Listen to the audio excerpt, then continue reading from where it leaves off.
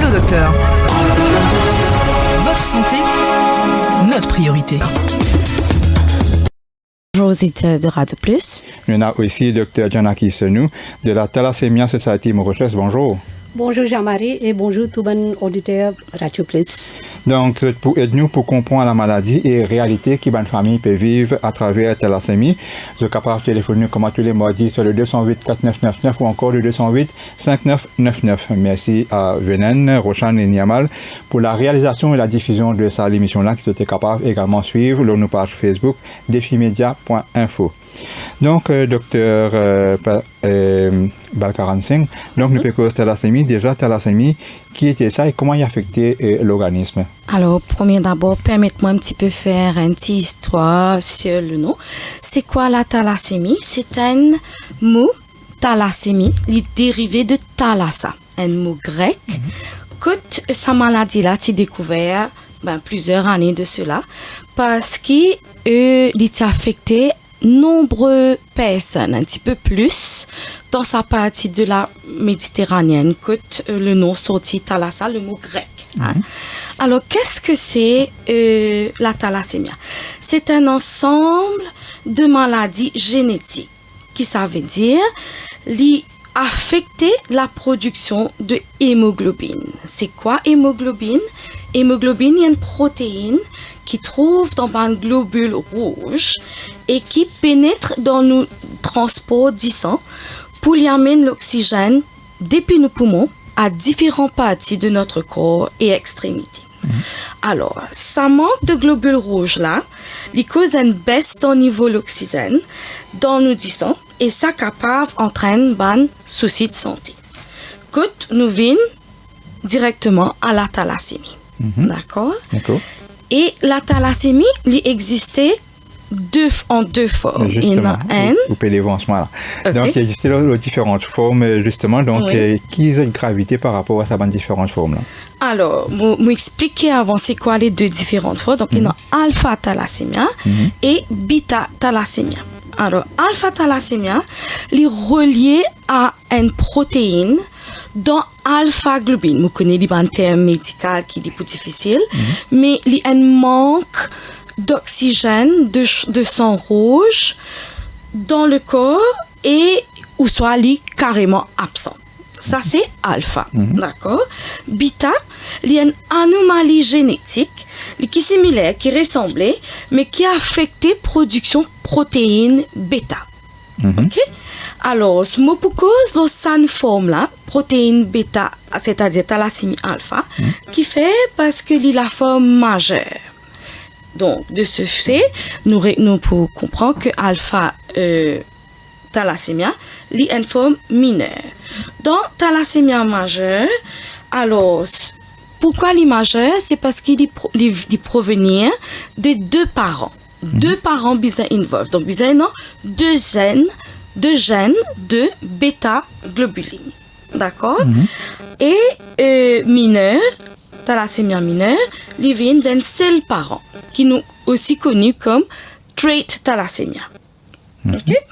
Et là, il y a une forme un petit peu moins sévère, bien plus mild que ça.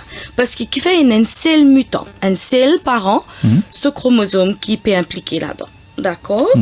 Alors, comment dire thalassémia trait ou carrément manque de fer, mais une tendance confondre à un manque de fer dans le corps qui nous appelle couramment anémie.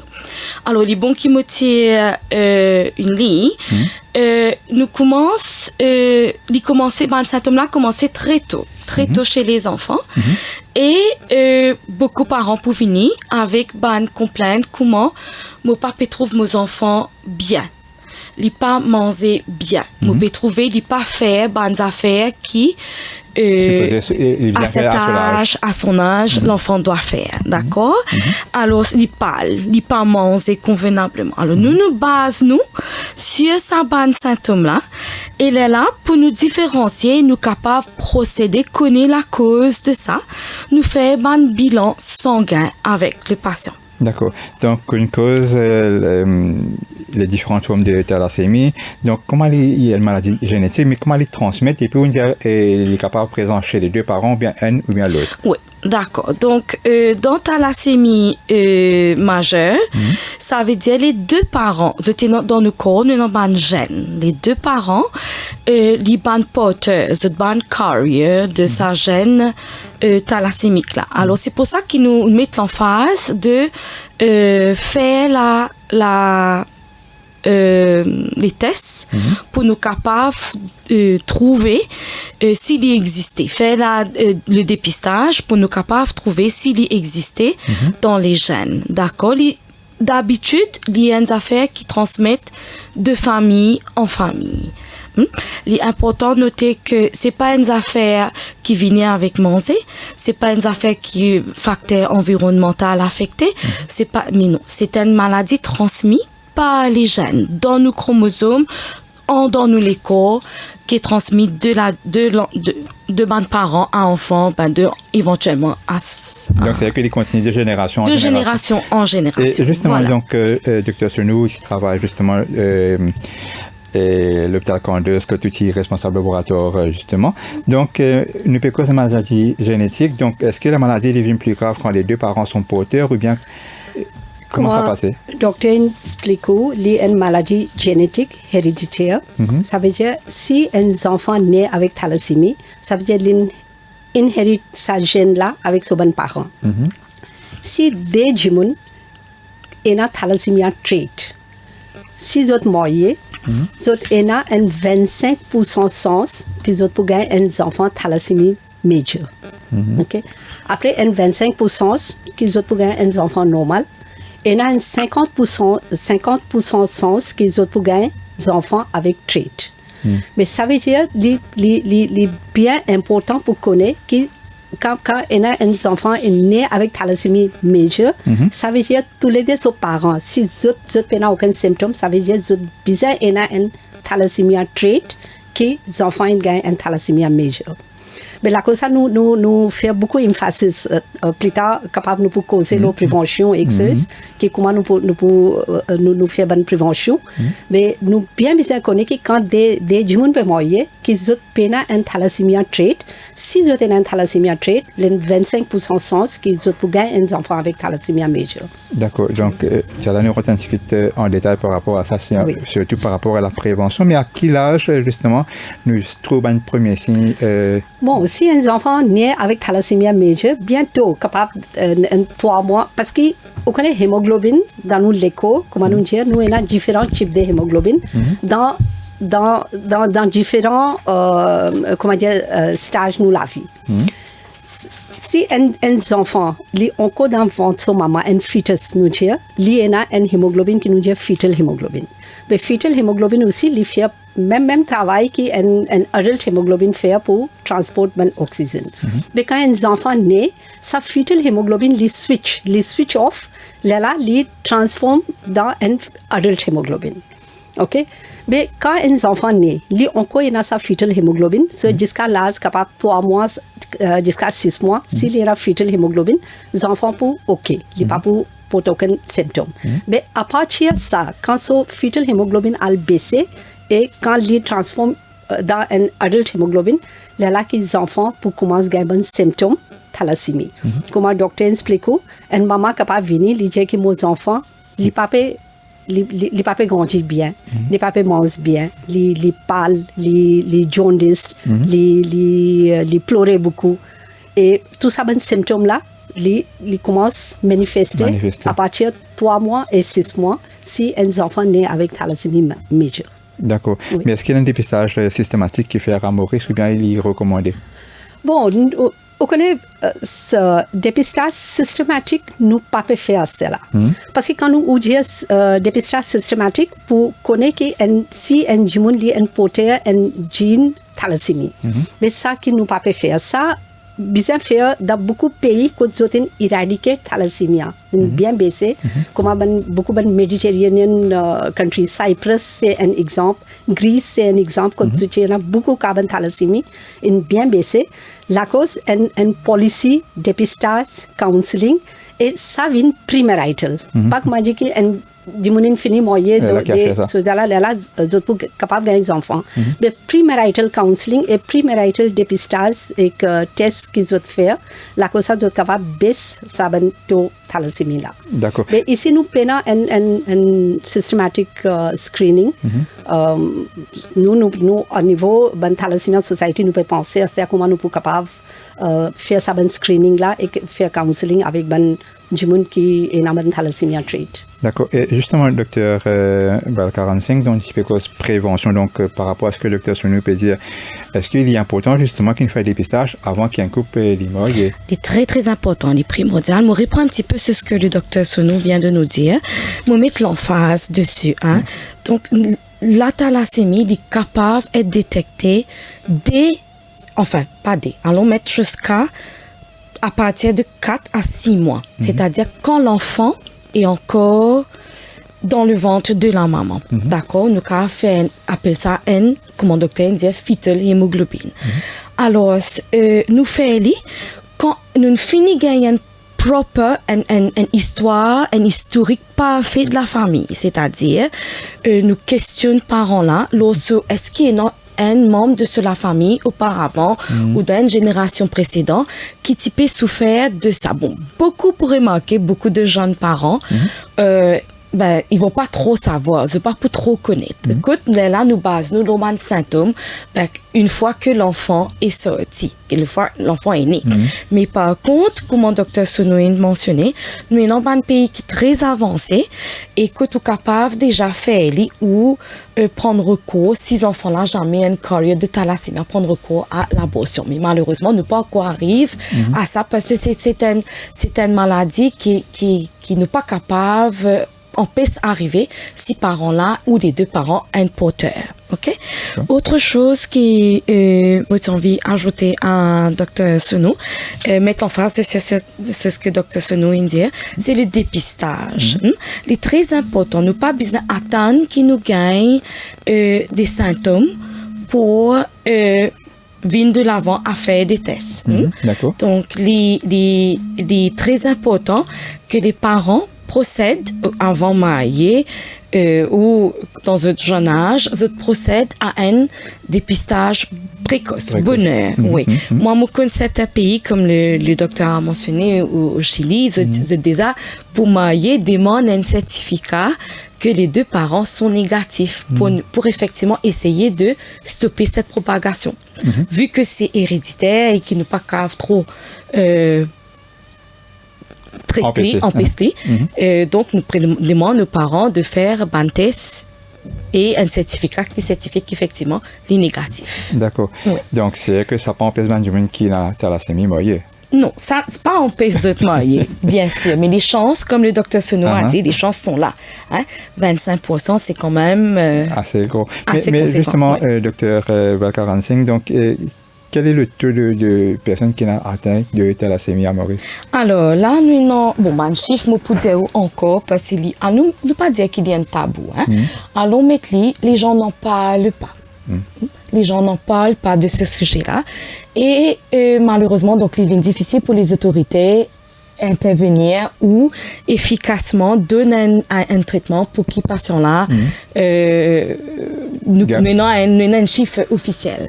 Alors moi, mon dernier chiffre qui m'a donné, c'était un recensement qui s'était fait. À ce jour, nous avons 180 registered, c'est-à-dire patients enregistrés. Et comme on les a connus, donc Antier-Maurice, nous avons 5 hôpitaux gouvernementaux et après nous avons une médiclinique. Mais bon, nous avons donné les dépistes à 5 l'hôpital important là. Donc à Candos, nous avons 65 cas. À Rosebel, nous avons 40 cas.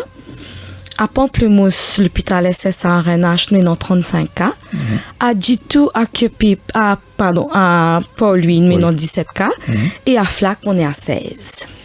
D'accord.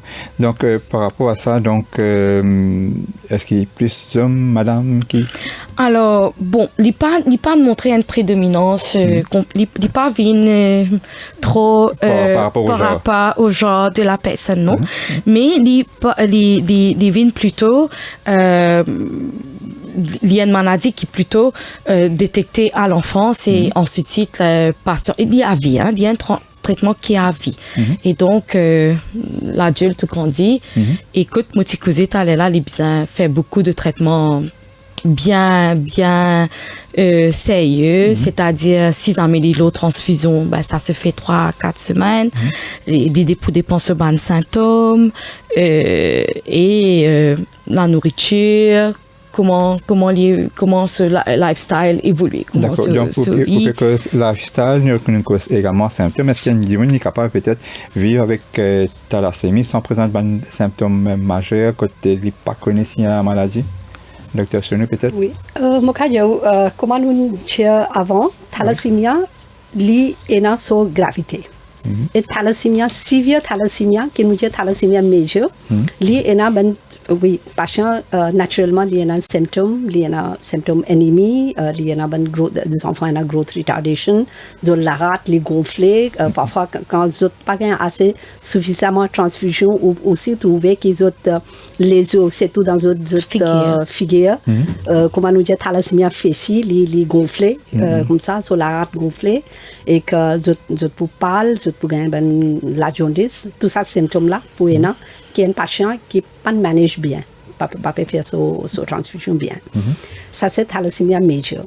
Là nous qui nous dit thalassémie minor et trait, mais ça ben patient li un porteur ben gene thalassémie, mais seulement li pas montrer aucun symptôme. Capable ce hémoglobine taux hémoglobine li capable un peu bas, mais seulement li pas symptomatique. Nous aussi, il y a une catégorie qui nous dit thalassémie intermédiaire. Intermédiaire, li entre ben sévère, thalassémie majeure et thalassémie trait. So, intermédiaire, zot aussi, zot il y a un symptôme, mais zot pas transfusion dependent comme un thalassémie majeure. Thalassémie majeure, tous les 2 à 3 semaines, zot pour besoin d'une transfusion. Tandis qu'un thalassémie intermédiaire capable une fois dans un mois, soit une fois dans 2 mois, il est capable besoin de transfusion. C'est ça c'est 3 catégories. So symptômes ils peuvent dépendre de qui ou est un thalassémie trait, que est symptomatique, soit capable un petit taux hémoglobine li un peu bas, mais un thalassémie majeur qui est transfusion dependent. Après nous une intermediate catégorie qui oui, est capable d'un bon symptôme, de besoin de transfusion une fois le temps. D'accord. Nous pourrons être un peu plus en détail par rapport à ça juste après la pause. Donc, je me rappelle, bon éditeur, que vous êtes capable de téléphoner nous sur le 208 4999 ou encore le 208 5999 pour avoir une question. Nous avons avec nous docteur Poonam Rampadaratel Bakaran Singh, qui est médecin qui travaille dans le service de pédiatrie, et également docteur Janaki Senou, qui est de la Thalassemia Society Mauritius. Donc, nous retrouvons juste après la pause.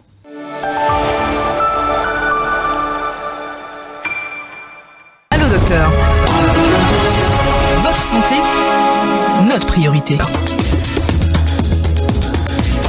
De retour dans l'émission Le Docteur, aujourd'hui nous fait cause de la thalassémie. Nous avons avec nous le docteur Bakaran Singh, médecin qui travaille dans le service de pédiatrie, et également le docteur Senou de la Thalassemia Society Mauritius. Donc avant la pause, nous fait cause de une transfusion sanguine. Donc, comme vous le connaissez, les gens qui souffrent de thalassémie, des fois, ils ont besoin de transfusion. Et chaque fois, une fois par semaine ou bien une fois les temps. Donc, nous pourrons entendre l'état par rapport à ça, justement, docteur Senou. Donc, qui fait la transfusion sanguine est essentielle pour les gens qui atteignent de thalassémie? Bon, comme le docteur expliqué, thalassémie, c'est une maladie qui affecte nous du sang. Okay? Nous du sang, soit taux hémoglobine, soit il n'est pas formé bien, soit l'hémoglobine qui est formé, est une abnormal hémoglobine. Mais quand nous peinons assez hémoglobine, l'effecte nous transporte oxygène dans nos léco. Mais la cause ça bon patient, toute longue la vie, ils ont besoin de transfusion. Blood transfusion, c'est un main, comment dire, de treatment. Okay? Sans blood transfusion, ils ne sont pas capables de vivre longtemps. Longtemps, quand patient a assez de transfusion, un average lifespan, un thalassémia patient, c'est 20 ans. 20 ans, c'est là. Là, c'est avec un bon transfusion protocole, mais ça, les enfants, ils ont grandi bien, ils sont capables de vivre la vie normale, ils sont adultes, ils sont ben professionnels, ils sont capables de vivre la vie normale. Il faudrait qu'ils pensent aux transfusions comme besoin. Ça, c'est N.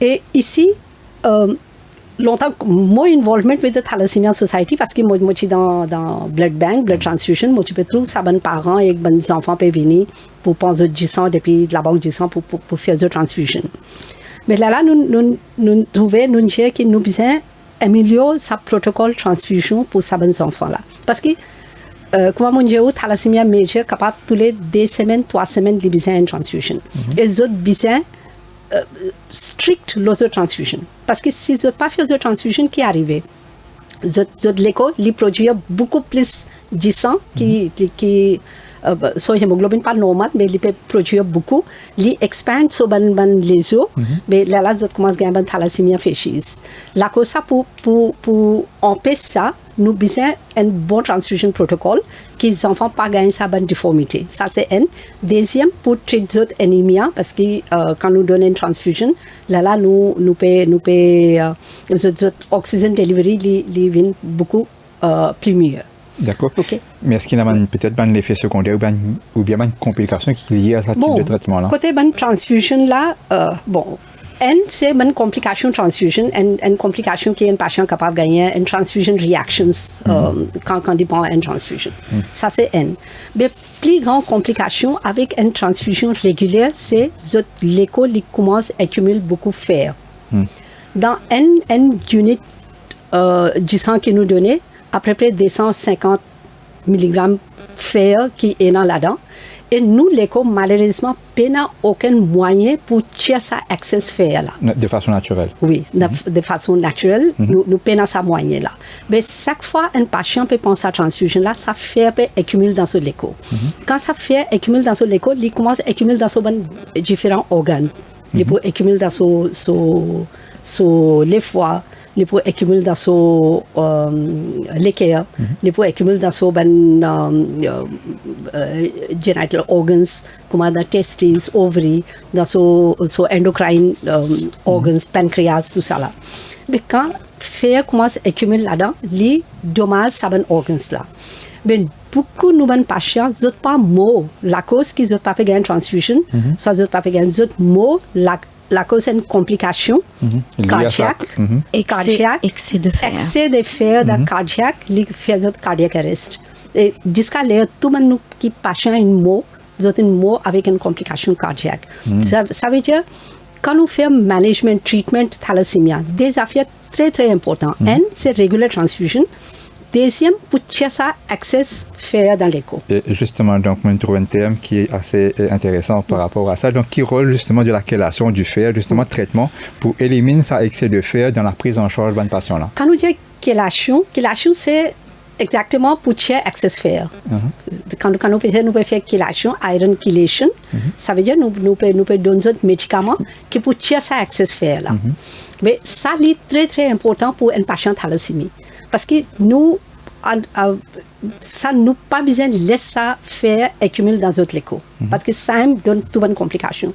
Complications diabète, cardiaque, growth retardation, hormonal disbalance.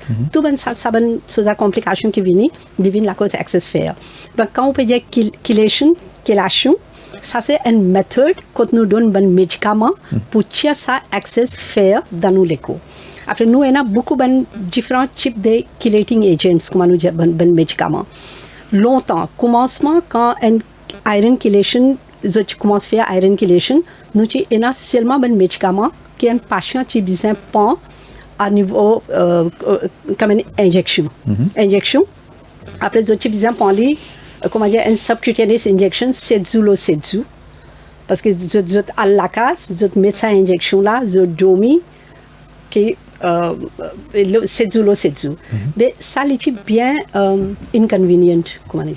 Il n'est pas facile pour un patient, un aiguille dans l'écho, c'est du pour tirer ça faire là. Mais après ça, dans second generation, un médicament qui vient, c'est oral. Oral, ça veut dire que vous êtes capable de boire ce médicament là. OK? Mais c'est beaucoup, presque tous nos patients, c'est l'oral medication. Et mais quand même, un patient, quand il pense au chelating agent, s'il n'est pas régulier, s'il n'est pas compliant, là, nous commençons à avoir un problème. Mais la cause ça, nous tout le temps, nous disons que pas seulement un seul médicament oral que nous besoin tout type de médicaments qui un patient peut pas répondre avec un médicament, nous avons mettre l'autre médicament. D'accord. Mais ça, iron chelating, ça veut dire pour manager un thalassémia patient bien, il y a des affaires très importantes. Un, c'est regular transfusion, deuxième, c'est regular chelation, iron chelation. D'accord. Si nous faisons ça, là, ce patient est capable de vivre la vie normale. D'accord. Quelque chose par rapport à ça, docteur Bakaransin? Bien sûr. Donc, le docteur Sono fait que mentionne chélation. On reprend un petit peu en termes plus simples, en termes créoles. C'est-à-dire, nous cassons sa faire qui à force qu'il fait transfusion là, qui accumule dans les corps pour ne pas faire complications. D'accord. Mais nous pas limite nous à là et non aussi les autres formes un petit peu plus sévères qui nécessitent un traitement un petit peu avancé de la thalassémie. Quand nous fait une affaire de splénectomie. Splénectomie, ça veut dire un organe dans le corps et nous supprimons cet organe qui supposément besoin d'un fer. Voilà, donc nous supprimons. Ok? Et puis nous avons un autre appel bone marrow transplant. D'accord? Ça, c'est un terme qui nous servait la moelle osseuse, la transplante de la moelle osseuse. Dans sa cas particulier là, nous tirons un stem dans nos moelles et non un stem cells, d'accord? Qui nous fait, nous tirons un stem cells qui est affecté et nous remplaçons par un stem cells healthy, un stem cells en bonne santé. Alors, dans ce cas-là, nous demandons qu'il y ait un donneur de la famille, quelqu'un de la famille qui est compatible pour capable faire sa qualité de traitement là. Numéro 3, il y a un autre appel gene manipulation. Ça veut dire les gènes dans les corps, les genes, les gènes, nous manipulons parce qu'il faut une chaîne, comme on dit, oui, non, alpha et bêta chaîne. Donc, cette chaîne-là, nous brise la chaîne pour qu'elle retarde la mutation de cette maladie-là et de se propager furthermore. Donc, nous brise cette chaîne d'alpha et de bêta. Dernier, qui est très récent, nous avons un traitement assez récent, ça s'appelle la gene therapy. Quand nous essayons de mettre tout qui ressemble à ce qu'ils m'ont dit, c'est-à-dire les gènes d'un donneur qui pas affecté par la thalassémie. Et là, on a vu qu'avec ce traitement-là, la progression et nous retarde les symptômes aigus de la maladie. Donc, nous prolonge la vie en un certain moment. Donc, aussi, ça un traitement-là, il est important tout ça un traitement qui nous mentionnait là, il est accompagné par une dose de folique acide en suppléant, calcium et la vitamine D. C'est pour ça que nous mettons l'emphase qu'un enfant doit être bien nourri.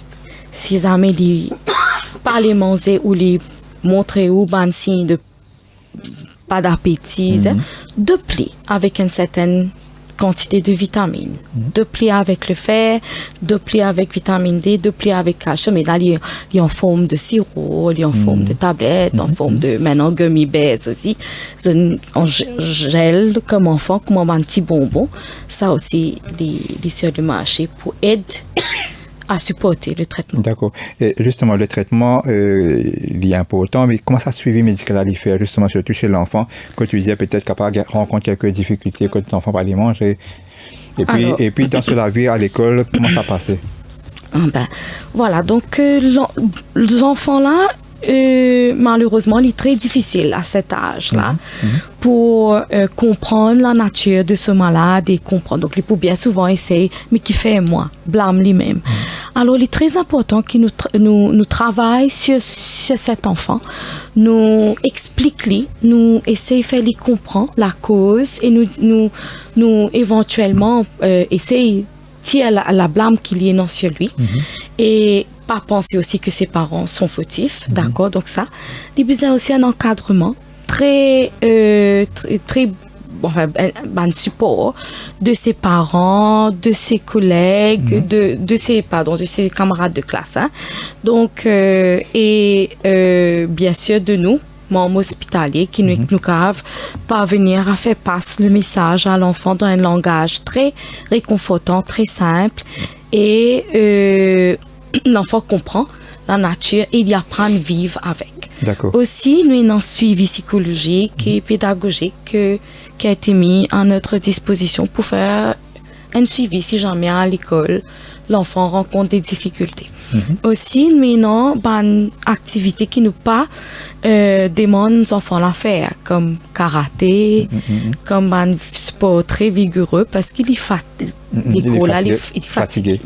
Voilà. D'accord. Mais sinon, au niveau de la Thalassemia Society Mauritius, Dr. Senou, donc, quel est votre rôle et comment tu accompagnes justement les patients? Bon, comment nous connaissons, thalassémia, c'est une maladie toute longue la vie, une chronic disease. Et comment le docteur expliquait différentes formes de traitements, mais ça veut dire une forme c'est management of thalassémia qui nous peut faire dans Maurice, management of thalassémia. Nous pas guérir thalassémia. Quand nous faisons bone marrow transplant et gene editing, gene thérapie, tout ça là, ça c'est une guérison qui coûte patient de bien. Mais malheureusement, nous payons ça moyen là ici dans Maurice. Et après, il coûte très très cher. Et coûte énormément dans les autres pays aussi. Partout qui peut faire sa bonne qualité de traitement. Mais de ce côté management, transfusion, mais Thalassemia Society, nous avons créé ça, la cause que nous pouvons trouver sa souffrance de patient et parent. Parce qu'un patient, un parent vient avec ses enfants, il dit, mes enfants, ils ont thalassémie, il ne pas même connaître qui il était, qui il besoin faire. Après, je peux penser que 10 ses enfants, ils ont ce problème-là. Mais là, nous disons que nous devons amener tous les parents ensemble, tous les patients ensemble, pour connaître que pas un seul. Nous en avons beaucoup, nous sommes capables de partager l'expérience entre eux. Mais le main rôle de Thalassemia Society, c'est pour provide some moral support. Et en même temps, nous aussi, nous devons éduquer. Nous devons dire aux parents et aux patients qu'est-ce que la thalassémie, qu'ils ont besoin de faire, qu'ils ont responsabilités. Le docteur a sa responsabilité dans l'hôpital pour traitement. Mais seulement, les patients et les parents, ils aussi ont une responsabilité. Ils ont besoin d'être compliant avec le traitement. Ils ont besoin, quand nous donnons des médicaments pour iron chelation, ils ont besoin de boire comme besoin. Ils ont besoin de venir à l'hôpital régulièrement pour faire des transfusions. Ça c'est notre responsabilité. Mais ça, c'est un. Deuxième, nous pouvons penser, longtemps, nous pouvons trouver qu'un patient qui vient dans l'hôpital, pour faire une simple transfusion, un enfant qui est bien absent depuis l'école pour 3 jours. Premier jour, il peut venir pour faire un dépistage hémoglobine. Deuxième jour, il peut avoir un rendez-vous avec son docteur qui peut get son hémoglobine. Là, il peut décider est-ce qu'il a besoin de transfusion soit non. Là, troisième jour, il peut venir, il peut dire ok, tu as besoin de transfusion. Là, il a besoin de venir chercher son gisant pour faire cross-matching pour gisant là. Là, quatrième jour, il peut venir faire son transfusion. Beaucoup de fois, vous trouvez que vous avez une place dans l'hôpital. Je veux dire, nous payons Lily pour faire transfusion aujourd'hui. Mais ça, beaucoup de difficultés, les patients et les parents qui peuvent gagner. Là, au niveau de Thalassemia Society, nous disons nous avons un one-stop shop pour ces patients-là. Là, en collaboration avec le ministère de la Santé, nous faisons des daycare wards dans tout le regional hospital. Là, c'est il y a un one-stop shop pour les enfants soient patients venus le matin, ils font son dépistage, ils font son test, ils font son cross-matching, ils font son transfusion, ils sont à la case même jour. Mais ça, un grand travail que Thalassemia Society fait pour améliorer les conditions que ces patients peuvent faire ce traitement. Aussi, Thalassemia Society il fait beaucoup de workshops, education sessions avec les patients, parents, avec un psychologue, donne psychosocial support et beaucoup d'activités. Thalassemia Society aussi il fait parce que ça les patients de transfusion dependent, de besoin de sang, mais ils collaborent avec les autres NGOs, les autres entreprises pour organiser blood donation. Ça aussi ils fait un travail formidable. Ils régulièrement organisent une blood donation. Thalassemia Society aussi, ils commencent à faire un dépistage pour guetter combien de carrières nous avons. Mais nous commençons par famille même avant. Disons dans une famille, il y a un enfant qui a thalassémia, capable de sibling, qui a des symptômes, capable de carrière. dans les autres extended family capable dans les autres carrières mais nous commence screen pour connaître qui est-ce qu'il y a une carrière dans la famille. Si il y a une carrière, là, nous pouvons faire counseling, nous pouvons dire qui les besoins faire, qui précautions nous besoin prendre, et c'est tout quand nous sommes moyen qui notre partenaire aussi, faudrait qu'il lui aussi pas une carrière. Mais quand on finit faire ça exercice bien avant, là, on est capable, par exemple, on dit là qui une thalassémie des soldats d'autres pas qu'à moyen, oui, d'autres qu'à moyen. Mais si d'autres connaissent bien avant, qui ont une carrière, d'autres pour avoir sa conscience qui, oui, de même moyen, mon partenaire aussi n'a pas besoin d'une carrière. Vous comprenez? Mais quand un des gens content, quand je ne pas connais, là on peut pas faire rien. Mais si on finit faire ça avant, oui, exact. Mais quand on finit faire ça avant, au moins vous êtes capable de prendre une conscious decision pour moyen, soit pas pour moyen. Mais ça au niveau aussi, Thalassemia Society, il peut faire beaucoup sensibilisation pour les patients, parents et population en général. Et comme le docteur expliquait tout à l'heure là, beaucoup de fois quand nous dans le laboratoire, quand nous avons une thalassémie, beaucoup de fois nous confusons avec un ennemi la cause manque de fer, iron deficiency. Mais le contraire, parce que dans iron deficiency on a besoin de fer. Mais tandis que dans la thalassémie, on l'éco même a autant de fer, ou pas besoin. Mais la cause est très très importante que quand nous avons un patient qui a un symptôme anémia, mais nous besoin séparer. Est-ce qu'il est la cause manque de fer, soit la cause d'une thalassémie. Mais là, c'est quand nous pouvons faire une blood donation, ça nous projet au niveau de Thalassemia Society, que si nous trouvons un donneur, il n'est pas capable de donner la cause de hémoglobine bas, nous sommes capables de faire un dépistage, nous guetter qui la cause manque de fer, soit la cause de thalassémia trait. Mais Thalassemia Society, après, nous organisons beaucoup de workshops, nous amenons des experts des vidéos, nous aussi nous faisons une facilité pour les healthcare workers. Nous avons des nurses, des docteurs, des training, tout ça là. Si nous avons une chance, nous envoyons des vidéos pour faire training, qu'ils sont capables mieux manager les patients. Bien. D'accord.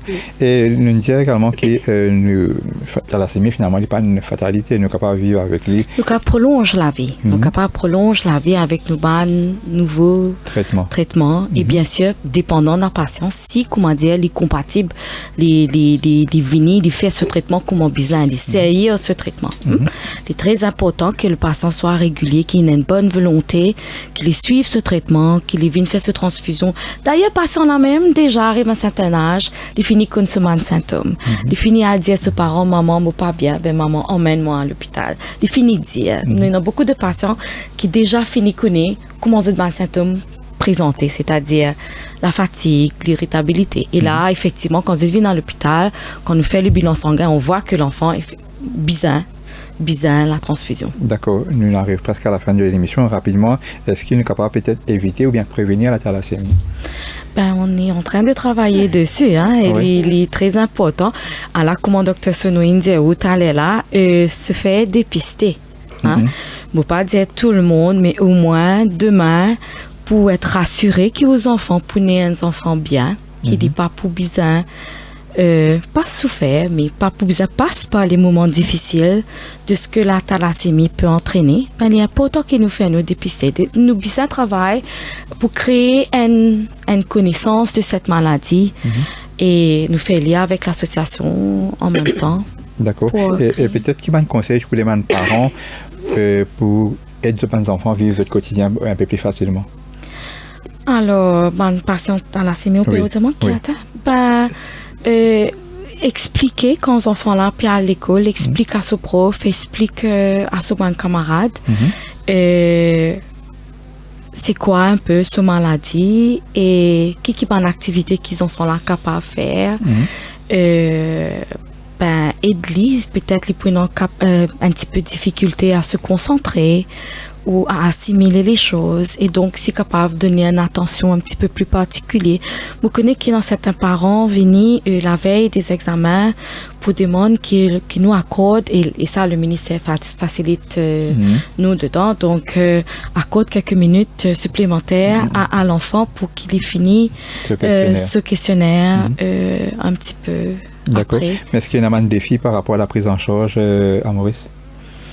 Bon, on Ou reste bien à- tout peut dérouler comme avisé?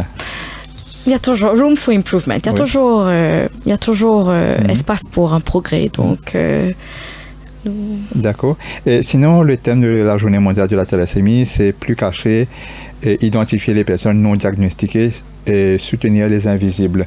Donc, concrètement, qu'est-ce que ça signifie dans le contexte mauricien et comment on est capable peut-être plus identifier un patient qui jusqu'à présent pas encore diagnostiqué? alors, c'est encourager beaucoup de jeunes de venir de l'avant.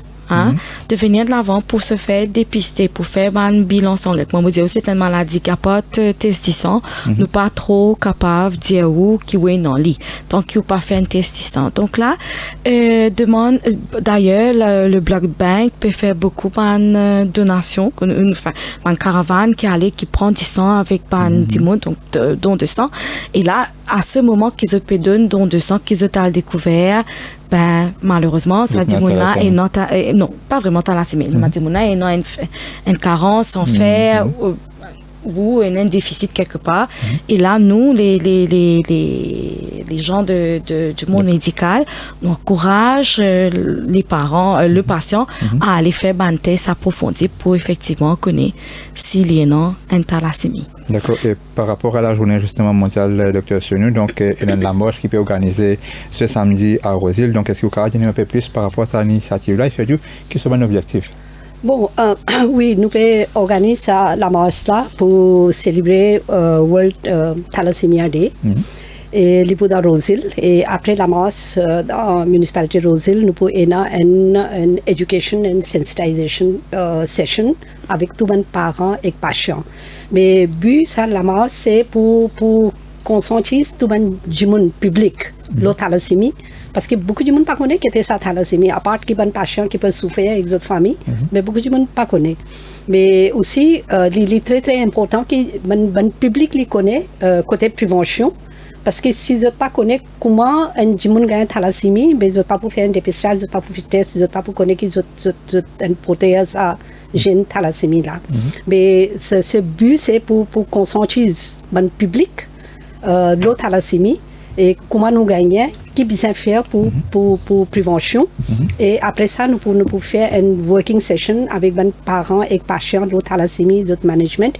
Parce que tout le temps, moi, je pense, my opinion, que thalassémia, c'est une maladie avec thalassémia, un patient qui est capable de vivre la vie normale. Il faut les manager bien. C'est un management qui ne dépend pas de comment on dit le docteur, soit ses parents. C'est une collective responsabilité, patient avec ses parents, société et le ministère de la Santé. Parce que le ministère de la Santé, qui policies les mettait, qui médicaments les peut amener et tout ça là.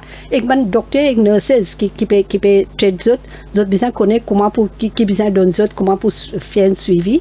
Mais il y a une collective responsabilité. La cause ça, tout le temps, mon travail dans le ministère de la Santé pour autant d'années. Et nous, tout le temps, nous disons que nous besoin travailler en collaboration avec NGOs qui sont involved et avec les patients et les parents. Et nous besoin écouter patients et parents. Parce que je ne peux pas dire que moi, un docteur, je connais tout. Parce qu'un patient, il connaît l'école, il connaît plus bien. Il connaît qu'il peut vivre. Mais nous, ça qui nous conseille avec tous les jeunes médecins qui peuvent venir, etc. Nous besoin écouter les patients. D'accord. Ça c'est très important. Très bien. Merci beaucoup, Dr. Senou, par rapport à sa bonne explication. Donc, rendez-vous est donné à 10h30 samedi à Rosil. Donc, il peut commencer la place Raymond-Charles, c'est bien ça? Oui, il peut commencer. Ouais. Très bien. Merci beaucoup, Dr. Senou. Merci également à vous, Dr. Poonam Rampadarat Bakaran Singh. C'est à moi de vous remercier. Merci pour cette opportunité. Donc, à tous, merci également pour votre attention. À suivre le Flash Info de 10h avec Joshua Mansing. Quant à moi, les autres, pour l'instant, nous retournons la semaine prochaine pour une nouvelle émission. Bonne journée à tous. Allô, docteur. Votre santé, vous êtes notre priorité.